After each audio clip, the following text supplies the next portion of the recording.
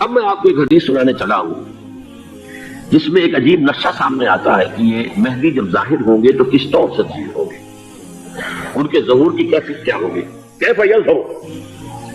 یہ روایت ہے حضرت ام سلمہ سے رضی اللہ تعالی عنہ، حضور کی زوجہ محترمہ ہے، فرماتی ہیں ام سلمہ عن النبی صلی اللہ علیہ وسلم قال یکون اختلاف عند موت خلیفۃ، حضور نے فرمایا ایک خلیفہ کی موت پر اختلاف واقع ہو جائے گا، خانہ جنگی ہو جائے گی۔ فَيَخْرُجُ رَجُلٌ مِّنْ أَهْلِ الْمَدِينَةِ هَارِبًا إِلَى مَكَّةَ، پھر مدینے کے لوگوں میں سے ایک شخص نکلے گا، بھاگے گا اور جا کر پناہ لے گا اور چھپ جائے گا مکے میں۔ فَيَأْتِيهِ نَاسٌ مِّنْ أَهْلِ مَكَّةَ، پھر اس کے پاس آئیں گے اہل مکہ کے لوگ، فَيُخْرِجُونَهُ، اور اسے نکالیں گے، جہاں وہ چھپے ہوئے ہوں گے وہاں سے نکالیں گے۔ وَهُوَ كَارِهٌ، اور وہ بالکل اس کو پسند نہیں کر رہے ہوں گے، نہ وہ خواہش مند ہوں گے کہ ان کے ہاتھ پر بیعت کی جائے، نہ وہ یہ چاہیں گے کہ وہ میدان میں آئے اور ان کو جو ہے اپنا لیڈر مانا جائے۔ وَهُوَ كَارِهٌ فَيُبَايِعُونَهُ بَيْنَ الرُّكْنِ وَالْمَقَامِ، لیکن لوگ جو ہے پھر اصرار کے ساتھ ان کے ہاتھ پر بیعت کریں گے رکن اور مقام کے درمیان۔ رکن وہ کونا ہے خانہ کعبہ کا جس میں حجر اسود لگا ہوا ہے، اور مقام ابراہیم جو ہے، ان دونوں کے مابین جو یہ علاقہ ہے یہاں پر وہ بیعت ہوگی۔ وَيُبْعَثُ إِلَيْهِ بَعْثٌ مِّنَ الشَّامِ، ان کے خلاف ایک لشکر بھیجا جائے گا شام سے۔ نہیں کہا جا سکتا کہ باسی حکومت اس وقت کی جو ہے اس کی طرف سے کوئی مسئلہ اصلاح کا اٹھ کھڑا ہو، اس لیے کہ ابھی تو بہرحال باسی حکومت وہاں ہے۔ فَيُخْسَفُ بِهِمْ بِالْبَيْضَاءِ بَيْنَ مَكَّةَ وَالْمَدِينَةِ، لیکن اللہ تعالیٰ اس لشکر کو مکے اور مدینے کے درمیان وادی بیضاء میں دھسا دے گا، زمین کے اندر پورے کے پورے لشکر کو۔ فَإِذَا رَأَى النَّاسُ ذَلِكَ، جب لوگ یہ دیکھیں گے کتنی بڑی نشانی ظاہر ہو گئی، أَتَاهُ أَبْدَالُ الشَّامِ وَعَصَائِبُ من العراق فَيُبَايِعُونَهُ، اب شام سے سارے کے سارے جو اولیاء اللہ ہیں وہ بھی آئیں گے، اور عراق سے جوک در جوک لوگ آئیں گے اور ان سے بیعت کریں گے۔ وَيَعْمَلُ فِي النَّاسِ بِسُنَّةِ نَبِيِّهِمْ، پھر وہ عمل کریں گے لوگوں کے مابین، حکومت کریں گے اپنے نبی کی سنت کے مطابق۔ وَيُلْقِي الْإِسْلَامُ بِجَنَانِهِ، اور اسلام اپنی گردن زمین پر ٹکا دے گا۔ وَالْأَرْضَ، فِي الْأَرْض، زمین میں۔ فَيَلْبَسُ 7 سنین، پھر وہ 7 برس تک حکمران رہیں گے، 7 برس تک حکمران رہیں گے۔ ثم يتوفى، پھر ان کا انتقال ہوگا۔ وَيُصَلِّي عَلَيْهِ الْمُسْلِمُونَ، اور مسلمان ان پر نماز پڑھیں گے۔ یہ جو میں نے آپ کے سامنے نقشہ کھینچا ہے،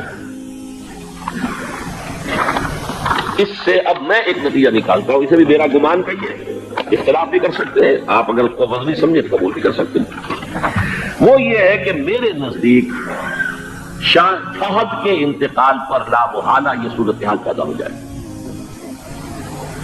ولی عہد وہاں ہے عبداللہ بن عبدالعزیز، امریکہ کو وہ پسند نہیں کرتے اور امریکہ انہیں پسند نہیں کرتا، یہ بالکل تشتت بات ہے۔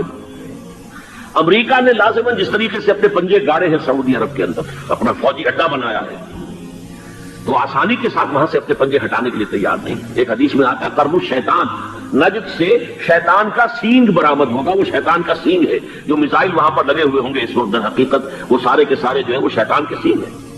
بہرحال کوشش وہ کرے گا کہ جیسے کہ اس نے جارڈن میں کیا، کتنے عرصے سے وہاں شاہ حسین کا چھوٹا بھائی حسن جو ہے وہ ولی عہد تھا، عین وقت کے اوپر آ کر، اور پتہ نہیں کیسی کیسی دوائیاں دے کر اسے لے کر آئے ہیں شاہ حسین کو، مرتے ہوئے کو تھوڑی دیر زندہ رکھنے کے لیے، اور وہ تبدیلی کروا کر جو ہے واپس لے گئے ہیں۔ تو یہ معاملہ ہوا ہے، تبدیلی کروا دی، وہاں تو ہو گئی آرام سے، کوئی بات نہیں۔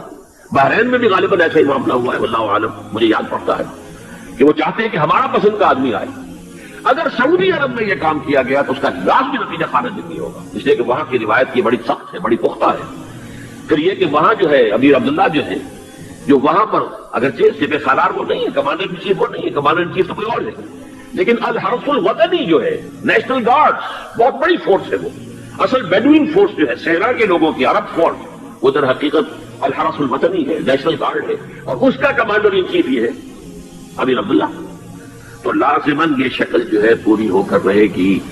جیسے ہی یہ معاملہ ہوا شاہ فہد کے انتقال کا، تو یہ اختلاف ہوگا، خانہ جنگی ہوگی، پھر کوئی اللہ کا بندہ جو ہوگا، میرے نزدیک میں آج سے کچھ 6-7 سال پہلے سالانہ اجتماع تھا تنظیم اسلامی کا راولپنڈی میں، میں نے اس وقت وہاں کہا تھا، اس ذرا اخبارات میں بھی کچھ وہ کنٹروورسی آئی تھی کہ میرے نزدیک امام مہدی پیدا ہو چکے ہیں، ان کے ظہور کا وقت قریب ہے۔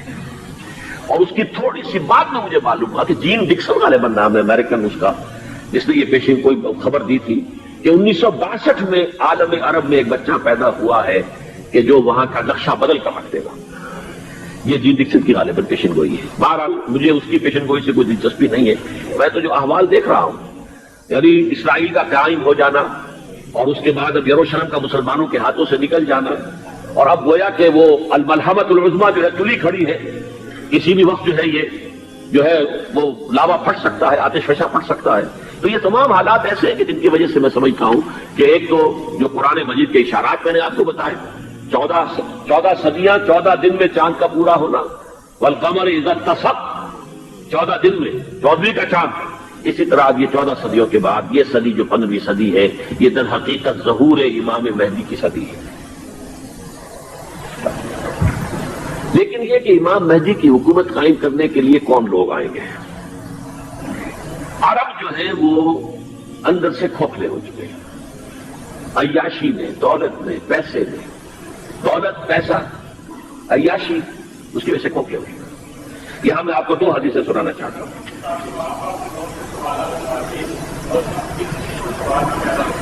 بہت سے ہوئے، آپ اطمینان سے تشریف رکھیے۔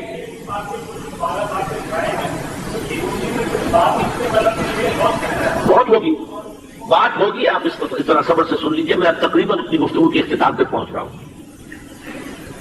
سنن ابن ماجہ کی روایت ہے حضرت ابو ہریرہ سے رضی اللہ تعالی عنہ، قال قال رسول اللہ صلی اللہ علیہ وسلم اذا وقعت الملاحم بعث الله بعثا من الموالي هم اکرم العرب فرسا واجودهم سلاحا يؤيد الله بهم الدين، رواہ ابن ماجہ عن ابی ہریرہ رضی اللہ تعالی عنہ۔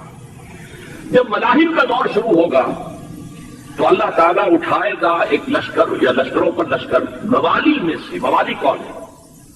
عربوں نے جب فتح کیا تھا اس پورے علاقے کو خلافت راشدہ کے دوران، اور پھر وہ لوگ جو ہے ایک رائے پہ یہ تھی کہ غلام بنایا جائے ساری آبادیوں کو، لیکن یہ کہ حضرت عمر کا اجتہاد تھا، اس کے مطابق جو غلام نہیں بنایا گیا تو وہ موالی کی حیثیت رکھتے ہیں۔ عربوں میں دم نہیں ہے، موالی میں سے لشکر اٹھیں گے کہ جو در حقیقت حضرت مہدی کی حکومت کو قائم کریں گے۔ دوسری حدیث سنیے عبداللہ بن الحارث رضی اللہ تعالی عنہ، اور یہ ابن ماجہ کی روایت ہے، قال قال رسول اللہ صلی اللہ علیہ وسلم یخرج الناس من المشرق فیودعون للمہدی یعنی سلطانی، لشکر نکلیں گے، لوگ آئیں گے مشرق سے، اور وہ حضرت مہدی کی حکومت کو جمائیں گے اور قائم کریں گے۔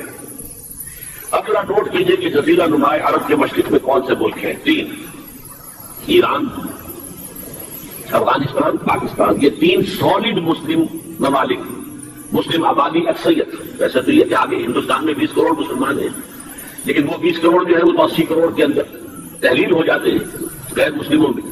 لیکن یہاں جو معاملہ ہے یہ خالص اکثریت ہے۔ ان میں سے ایران کا معاملہ جہاں تک ہے نمبر 1 یہ کہ وہ شیعہ عقائد کے حصار میں بند ہے، اس سے ادھر ادھر ہونا اس کے لیے ممکن نہیں۔ حدیث میں یہ بھی آتا کہ اصفہان سے 70,000 یہودی دجال کا ساتھ دیں گے۔